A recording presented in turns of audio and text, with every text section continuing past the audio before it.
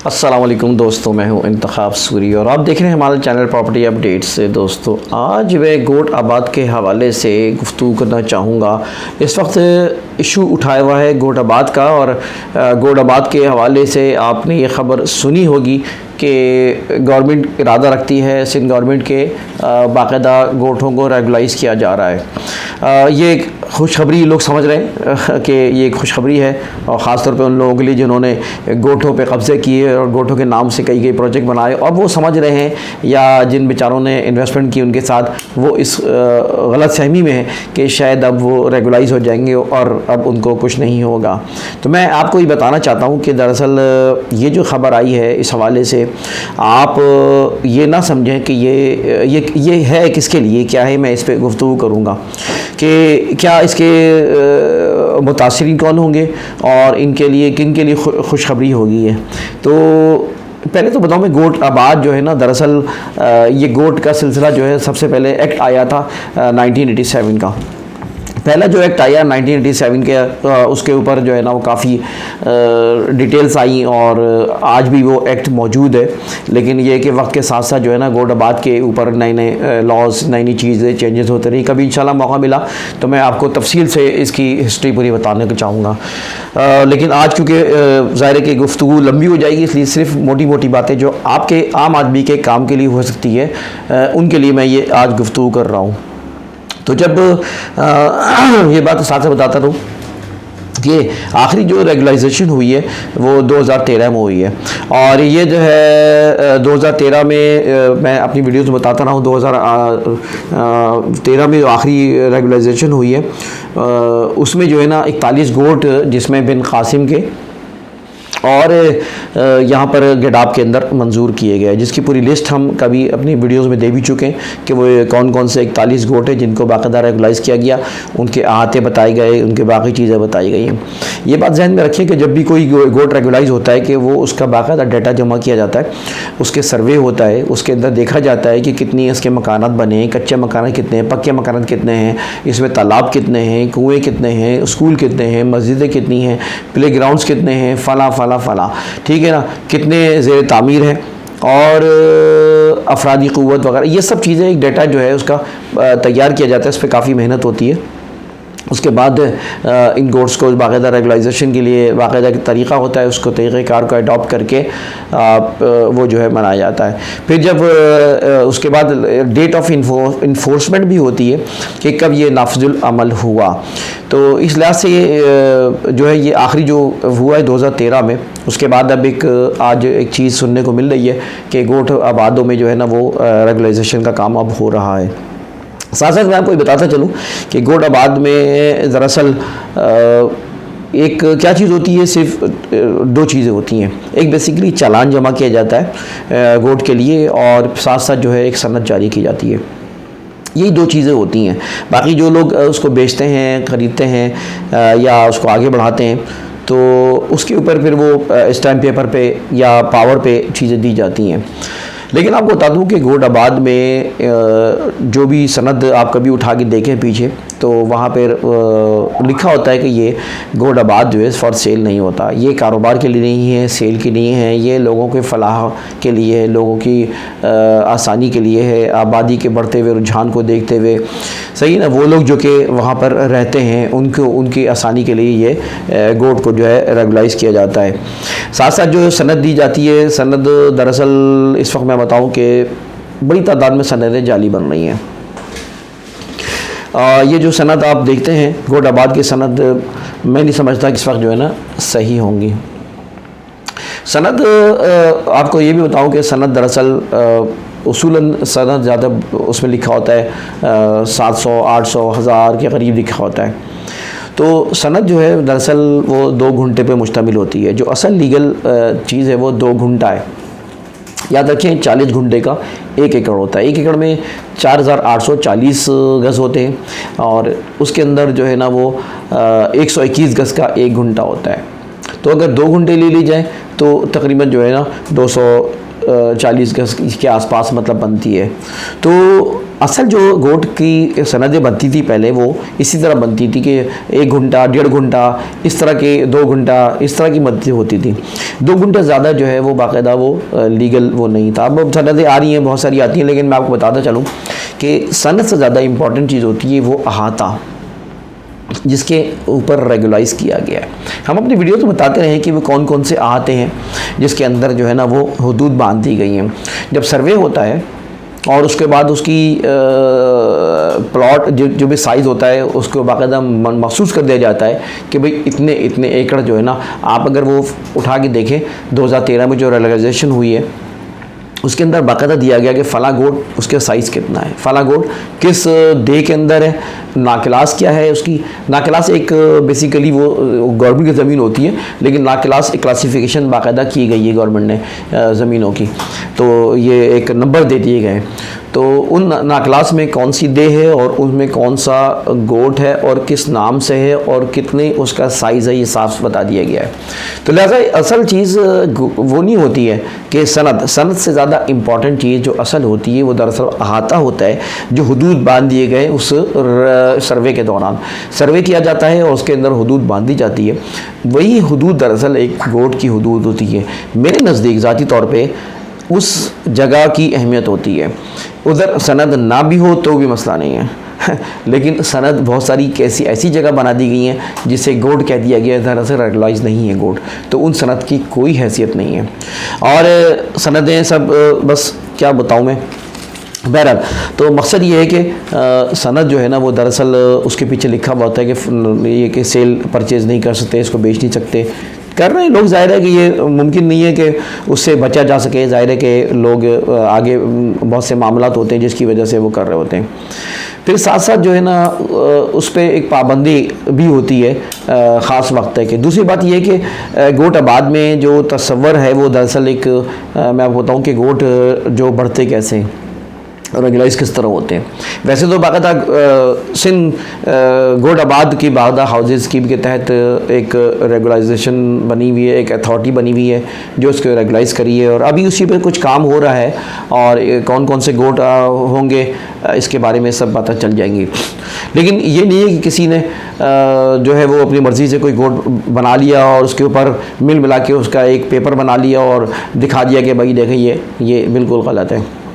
अभी जो कमेटी बनेगी जो भी वो होगी वो फिर उसके बाद कहानी क्या होती है किस तरह होती है। लेकिन मैं आपको ही बताता चलूँ कि जितने भी गोट गडाब में आप देख रहे हैं और हाईवे पे देख रहे हैं, मलीर में देख रहे हैं, डिस्ट्रिक्ट मलीर में, या जो भी कराची से बाहर गोट्स बन रहे हैं, अब उसके अंदर जो है वो मामलात जो है ना वो उनके रेगुलाइजेशन का सवाल जो उठ रहा है, तो ये ना समझा जाए कि ये सारे गोट जो बनाए गए थे और उसको लिए लोगों ने कराची के से ख़ास तौर पे शहरियों ने, कराची के बिल्डर्स ने, कराची के बाज़ ऐसी माफियाँ से जो कि गोट के नाम पे लोगों को लूटा है और नए नए गोट बना दिए।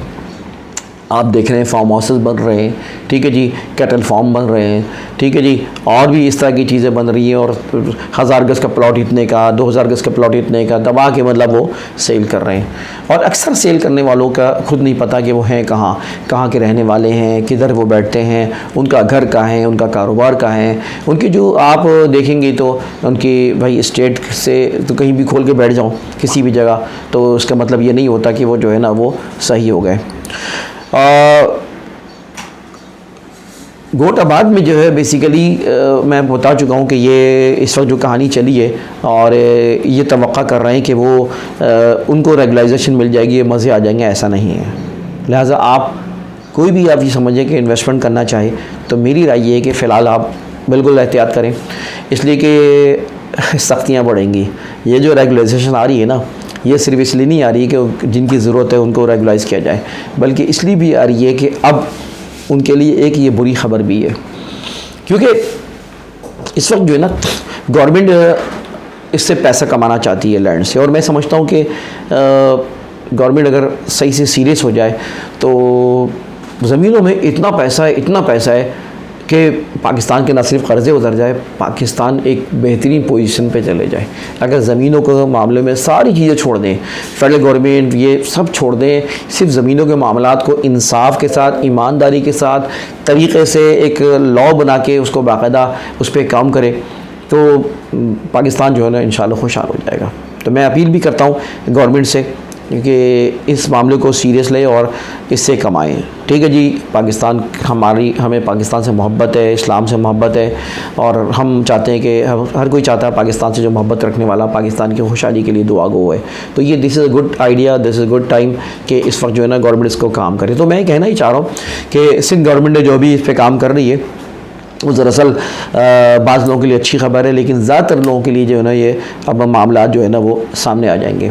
तो ये गोट आबाद के नामों पे जो लोगों ने नए नए गोट, सैकड़ों गोट बने हुए हैं, हज़ारों गोट बने हुए हैं, मतलब आप चले जाएं शहर के बाहर और वो अपनी मर्ज़ी से उन्होंने रास्ते बना दिए, अपनी मर्ज़ी से, मतलब एक बेहंगम सा एक मामला इसमें है।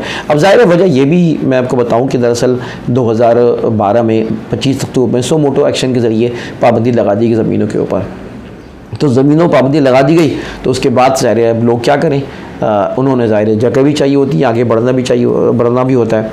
लिहाजा इसके बाद अब ये सिलसिला शुरू हो गया है कि ज़मीनों पे कब्ज़ा करो, नाकला ज़मीन पर, और उसके बाद जो है बैक डेट्स में या मुख्तलिफ़ तरीक़ों से जो है वो इस तरह के डॉक्यूमेंटेशन करके इसको बेचना शुरू कर देते हैं। एक तो गोड आबाद में जो भी ज़मीनें हैं उस पर इस तरह की प्लॉटिंग नहीं हो सकती, ये गैर कानूनी है। गोड के तस्वर है बेसिकली कि जगह जगह मुख्तलिफ, मतलब जैसे आपने देखा होगा पुराने गोठों में चले जाएं, आज भी सिंध के अंदर दूसरी जगह चले जाएं तो एक कमरा होता है, मकान होता है छोटा सा, फिर उसके बाद फासले पे मकान होता है, फिर फासले पे मकान होता है। तो ये जो अगर आप ये देखें कि जो सनद जारी की जाती है तो उसमें जो है ना वो जगह कम होती है, लेकिन इसका मतलब ये नहीं है कि उसके अतराफ़ में जगह पे उसकी नहीं है, बल्कि ये उसकी भी जगह होती है, बेसिकली उसके इस्तेमाल कर सकता है। लेकिन मैं असल बात बताऊं कि गोट आबाद की ज़रूरत उन लोगों के लिए होती है जो कि गरीब हैं, जो कि अफराद हैं जिनको ज़रूरत है कि वेलफेयर, ये दरअसल वेलफेयर की होती हैं। ये जो सनदें होती हैं वेलफेयर के पीछे लिखा होता है कि वेलफेयर की ज़मीनें। तो मैं बताना ही चाह रहा हूँ कि जब ख़ानदान बढ़ जाते हैं, जैसे आप गिडाब में चले जाएँ, हाईवेज़ पर चले जाएँ, जो पुराने लोग रह रहे हैं उनके अब ज़ाहिर है कि एक 10 साल 20 साल 25 साल में उनके बच्चे, उनके ख़ानदान, शादियाँ वो बढ़ जाते हैं, तो अब उनको एक्सटेंशन देने की ज़रूरत होती है, और एक्सटेंशन देने के बाद उसकी हदूद को बढ़ा दिया जाता है। या जो ऐसे गोट थे जहाँ पर इनकी आबादियाँ होती हैं, उनको ज़ाहिर है कि अब आबादी बढ़ने के बाद ज़रूरत इस बात की होती है कि ये मकामी लोग हैं और ये इनका राइट है कि इनको जो है ना कुछ फैसिलिटेट किया जाए। ज़ाहिर है वो अपना मकान बना रहे होते हैं, रिहाइश कर रहे होते हैं, मवेशी पाल रहे होते हैं, तो उनको तहफ़्फ़ुज़ थोड़ा चाहिए होता है। तो गोट आबाद स्कीम के तहत बाकायदा उनको फिर तहफ़्फ़ुज़ दिया जाता है और रेगुलाइज़ किया जाता है। तो ये दरअसल अब रेगुलाइजेशन उनके लिए असल होगी कि जो कि ख़ानदान बढ़ गए हैं, और 2013 के बाद से अब जो एक्सटेंशन की जाएंगी वो इन चीज़ों का ख़ास तौर पे ख्याल किया जाएगा। लेकिन ये बात आप जहन में रखें कि जो लोग इसका कारोबार कर रहे हैं, फार्म हाउसेस बना के बेच रहे हैं या मुख्तलिफ़ चीज़ें कर रहे हैं, स्कीमें लॉन्च कर रहे हैं, तो ये उनके लिए नहीं है। तो ये इसमें एहतियात की जाए और ये ना समझा जाए कि उसको जो है ना आपको उनको रेगुलाइजेशन मिल जाएगी। साथ साथ अब ये भी है कि सुप्रीम कोर्ट ने ये ऑर्डर दे दिए कि कराची को असल शक्ल में लाया जाए। तो कराची तो आपको पता है कि बहरिया से भी आगे तक चला गया है, तो लिहाजा हदूद में जितने भी आती हैं अब समझ लें कि जो कराची की हदूद में है उस पर सख्तियाँ मज़ीद बढ़ेंगी। तो आप इसमें यह है कि अब ये जो है सुप्रीम कोर्ट के ऑर्डर हैं उसके मुताबिक ये इस पर अमल किया जाएगा। और साथ साथ आप ये देख रहे हैं कि इस वक्त वो आबादियाँ तोड़ दी गई जिसका आप तस्वर भी नहीं कर सकते थे। कितने झगड़े फसादात हुए, अभी मैं देख रहा था आपके मतलब नॉर्थ नाज़र में जाके देख लें, आप जो है सुरजानी में देखें, आप जो है वो क्या नाम है अपना गुलशन इकबाल से आगे जाके चले देख लें, अभी जो लेटेस्ट कार्रवाई हुई है वो जौहर में हुई है उसको जाके देख लें। तो ये सब चीज़ें इस बात की निशानदही कर रही हैं कि अब ये मामलात बिगड़ेंगे। बिगड़ने से मतलब ये कि अब ज़मीनों के मामला में सख्तियाँ होंगी। तो लिहाजा फालतू इन्वेस्टमेंट और ऐसी जगहों पे जो कि सस्ती हो रही होती हैं, चीज़ें मिल रही होती हैं, उससे आप बचें। और वो जगहें जो कि सर्वे लैंड कहलाती हैं, पर्सनल लैंड कहलाती है, एक अंग्रेज़ के ज़माने की ज़मीनें जद्दी पुश्ती चली आ रही है, सबसे मजबूत ज़मीनें वो होती हैं। और उसमें ही दरअसल जो स्कीमें बन रही हैं वो सही हैं। बट फॉर्म 2 भी बन रहे हैं, फॉर्म चीज़ें तो बहुत सारी हैं, लेकिन इस वक्त मेरा मौजू जो है वो दरअसल गोडाबाद है। तो गोडाबाद के बारे में मैं आपसे ये कहना चाह रहा था कि इस वक्त ये ख़बर जो आई है कि गोडाबाद की वजह से लोग खुश हो जाएं और उन्होंने ज़मीनें रखी या जो लोग कारोबार कर रहे हैं वो समझ रहे हो कि अब उनके मज़े आ जाएंगे, तो ऐसा नहीं है। तो इस तरह की जो है ना इलीगल कामों से हमें बचना चाहिए, और जो है वो लोगों को भी चाहिए कि वो ऐसे फालतू जो है जगहों पे इन्वेस्टमेंट ना करें। अक्सर मेरे पास आती है कि फ़लाँ गोट, भाई मुझे क्या पता, सैकड़ों नाम है गोटों के, हज़ारों नाम नए नए बना दिए गए गोटों के, लेकिन ये गोट जो है ना, कम ही गोट ऐसे जो कि मुस्तनद गोट है, कम ही ऐसे गोट हैं जो रेगुलाइज गोट हैं। आखिर में मैं बताऊँगा कि गोट देखिए अलग चीज़ होती है, और जो कच्ची आबादी होती है आप सुनते होंगे कि कच्ची आबादी जो है वो लीज़ कर दी गई है। कच्ची आबादी दरअसल शहर के अंदर होती हैं, जो कि मतलब पुरानी आबादियां हैं, उसके अंदर पानी बिजली गैस भी हो रही है, वो मिल चुकी है या मिलती है रिलीज़ मिलने के बाद आसानी से। तो वहाँ पर फिर ये होता है कि वो कच्ची आबादी जो है वो उसको फिर पक्का कर दिया जाए, अलग चीज़ है। गोट अलग चीज़ है। गोट जो है वो शहर से बाहर होते हैं और गाँव देहातों में होते हैं। अब वो गांव देहात जो कि बहुत दूर हुआ करते थे, अब शहर की हदूद के अंदर आ गए, तो वो फिर गोट होते हैं। तो इसलिए जो है गोट से हवाले से बचा जाए इंशाल्लाह। फिर मैं आपको इसके बारे में मज़ीद डेटा वाइज आपको तफसीलात भी इंशाल्लाह दूंगा फिर किसी वीडियो में। इंतखाब चोरी को इजाज़त दीजिए। इस वक्त जब मैं वीडियो बना रहा हूँ, रमज़ान का महीना है, रोज़ों और नेकियों का महीना है। गुजारिश करता हूँ मैं तमाम देखने वालों से कि इस रमज़ान को ये सोच के गुजारें कि शायद वो आखिरी रमज़ान हो। अल्लाह ताला ने अगर इस रमज़ान में हमें बख्श दिया तो ये बहुत बड़ा इनाम होगा। तो हमें अपने अमल को बेहतर करना चाहिए, गुनाहों से बचने की कोशिश करनी चाहिए, हैबिट्स बननी चाहिए अच्छी आदतों की। ये है रमज़ान दरअसल। इंतखाब सूरी को इजाज़त दीजिए। वीडियो को लाइक करें, कमेंट करें, शेयर करें और चैनल को सब्सक्राइब करना ना भूलें। अल्लाह हाफ़िज़।